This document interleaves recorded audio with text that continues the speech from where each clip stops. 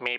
For as long as I've been alive, there's been a prevailing narrative that video game adaptations are cursed, thanks to many infamous examples, like the original Super Mario Bros. Movie, Mortal Kombat Annihilation, Max Payne starring Mark Wahlberg, or the Resident Evil movies. Earlier this year, Chris Stuckman made a video saying that we need to move on from this narrative now that we have a swath of successful video game adaptations that disprove said narrative. And I wholeheartedly agree. I don't think that video game adaptations are cursed to forever be bad, and I think that the video game adaptation curse is a tired discussion. But sometimes a tired discussion is still worth having, especially now given that the quote-unquote curse is still informing the way we perceive these newer adaptations. And while I think the old curse has lifted to some degree, I feel that a new one has been brought down upon us, one that, shockingly, has very little to do with the films themselves. To really explain what I mean, I want to talk about the holy trinity of video game movies: Sonic the Hedgehog, POKÉMON Detective Pikachu, and the brand new Super Mario Bros. Movie. All of which received middling to fair reviews from critics while being loved significantly more by audiences, were all huge box office successes and all sparked insane amounts of heated online discourse. Discourse that I looked at from the outside in and said, I'm good, thank you. What? I'm good, thank you. You don't want to help me, you just want to yell. But given that I recently chastised the late Roger Ebert for being similarly dismissive of video games in general, I figured, what better way to simultaneously destroy my channel and any shred of credibility I have left than to watch all of these video game movies I've been pretending don't even exist. And you know what?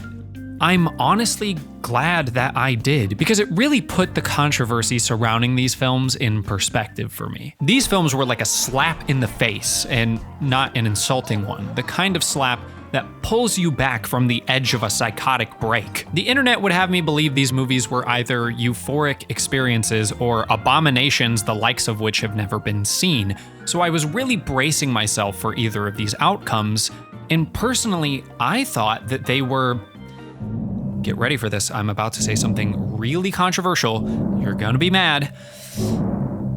They were fine. Not like fine wine fine, just fine. Mediocre. Mediocre? I can't imagine feeling particularly passionate about them either way. I was neither insulted to the point of hatred, nor was I emotionally overwhelmed to the point of tears. I was mostly just kind of bored. They're middle-of-the-road family films, not unlike a lot of the films I have fond nostalgic memories of, like Clock Stoppers, Good Burger, or Scooby-Doo 2002.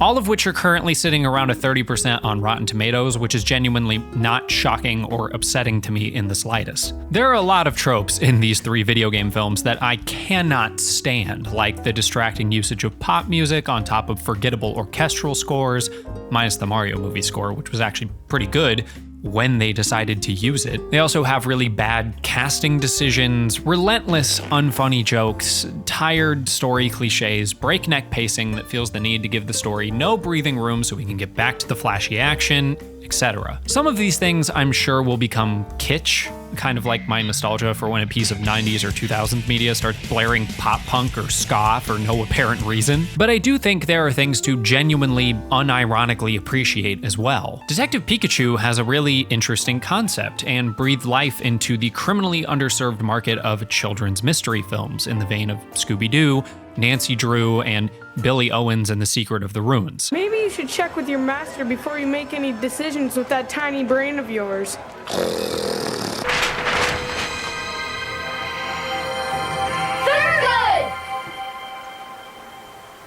Good morning, children. I feel like Sonic's struggle with his own identity and feeling out of place with the world around him is something kids will strongly relate to on an emotional level. The Mario movie, for the most part, is visually dazzling and filled with well-animated, flashy, and detail-packed action, while delivering a very irreverent and fun tone throughout. I can fully understand why children would absolutely love each of these films. I can understand why fans of these properties find them to be faithful adaptations of their source material. And I can understand why, when compared to the vast majority of video game movies, these films are seen as a breath of fresh air. What I cannot understand is why so many fans of these films got vehemently angry at people who didn't enjoy them. If I had a tier list of orphan alien movies with blatant product placement, E.T. would be S tier, Mac and Me would be F tier, and Sonic the Hedgehog would be C tier. The fact that this tier list could genuinely make people upset is baffling to me. Remember when Sonic fans got so mad at a blue Muppet for not liking Sonic 2 that he had to make a whole video addressing the controversy? Remember when Adam from YMS gave Detective Pikachu a 2 out of 10 and Pokemon stands lost their shit? Remember a mere month ago when Mario fans on Twitter were yelling at critics for not enjoying the Mario movie, sometimes doing so before the movie had even released? And listen, I understand that being a fan is a personal relationship you have with a particular property, and in some cases that relationship is going to be very deep-seated. I understand the desire to protect something that means a lot to you from what you believe to be unfair criticism. That is not a commercial. That is cinema. Any healthy relationship, including the one you have with a particular brand, does require support and love, defending, and a certain degree of acceptance of flaws. That much is true.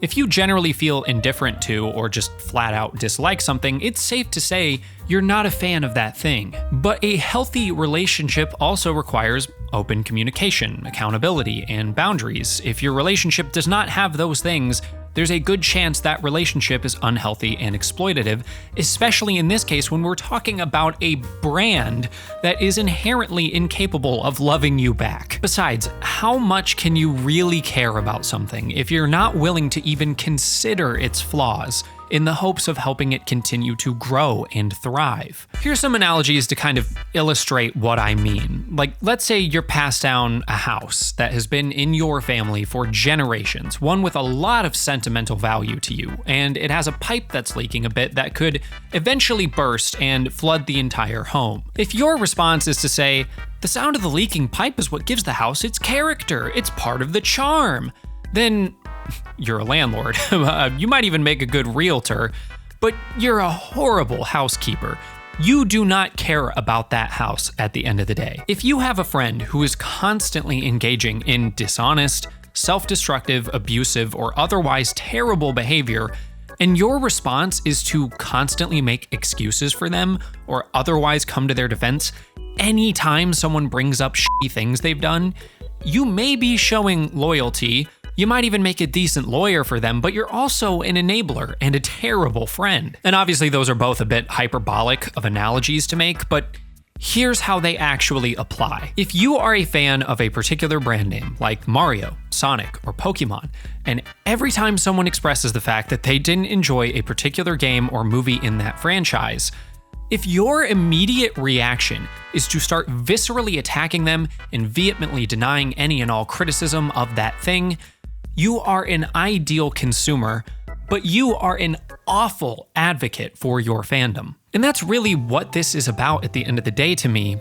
advocacy. The films themselves are fine enough, but the community supporting these movies needs better advocates. People who are willing to reasonably articulate what it is they enjoy about these movies outside of simply, I liked it because it had Sonic in it. Someone who can defend them without relying on common logical fallacies like, bro was really expecting Citizen Kane from the Mario movie. The loudest voices in these fandoms see no fault, no room for improvement, because they only saw what they wanted to see. Mario, Sonic, and Pikachu, and that's it. It also seems that these same loud voices can't even decide how they want others to engage with these films. Should the filmmakers respect the source material and deliver a quality film that critics will equally respect because these games are important and should be taken seriously? Or is it a movie for children based on a video game for children, so the quality of the film doesn't actually matter and everyone should calm down and stop taking it so seriously? I don't really feel like it's even a hot take to say that those two trains of thought are paradoxical, and it kind of just feels like people are just shifting goalposts to deflect criticism back at the critics. It's like trying to construct an argument as a hall of mirrors where no matter how someone engages, it somehow always leads back to them. They just watched it incorrectly. They were expecting too much. They aren't a real fan of the source material, which again is terrible advocacy. It's even a bit ironic, given that advocacy within the world of video games propelled game narratives toward capturing cinematic, emotional experiences with games like Uncharted, The Last of Us, or God of War. It was the very thought that things could always be better that even made a 3D Mario game exist in the first place, let alone the countless iterations on that formula that have been made and will continue to be made, because things can always be pushed further into bolder new directions. But now that we're reversing the process and we're watching games in the cinema, suddenly we all shouldn't care about the story? Suddenly it's perfect as it is, there's no need for improvement, nobody should ask for things to get better? It seems that now that video game movies are of acceptable quality, because the bar was so low previously, acceptable has become exceptional. This is the new video game movie curse, where every one of these films is doomed to mediocrity and outrage because there's not really many good advocates for them, at least not in the public square we call the internet. The arguments surrounding them are reductive, unproductive, and unfulfilling, truthfully, because I think the fans of these films just want nothing more than to be left alone, to lock themselves in their room and watch their silly little video game movie without a care in the world or a thought in their head. And honestly, who could blame them? The fact that all our voices are forced to coexist in the online space and that there's always discourse being had about every single thing that exists, even something as silly and carefree as the Mario movie, it's exhausting, to say the least. Who wouldn't want to get away from it all and escape to the Mushroom Kingdom, or run away to Green Hills, or be welcomed into the world of Pokemon? Escapism is a blessing. I just wish it didn't require a great deal of infantilization to get people there. People want to recapture their childhood so badly, but even as a child, you eventually had to contend with the world in front of you. We can't escape forever. Everything's over now, and all that's left is you and the infinite void. So I get the value in being able to do that for just an hour and a half, but maybe people, human beings with thoughts and feelings and ideas, are just as valid, if not more so, than escapism. Maybe we all, myself included, can be a bit better at communicating what it is we do and don't like about these movies. Maybe we can all be better advocates for the things we care about, and maybe we can choose to separate our own personality and identity from brands and products and just talk about the movies themselves instead. I honestly would have much rather just talked about my feelings and opinions on these films, but we're never going to get to a place where we can do that healthily without first addressing the elephant in the room. But hey, I promise the next time a video game adaptation comes out, I will just do an honest, legitimate review. Why did I promise that? Oh God. Thanks to the patrons over at Patreon. I appreciate the support more than I can say. I'm gonna go touch grass and eagerly await the release of the Five Nights at Freddy's movie. Oh God, why? Why?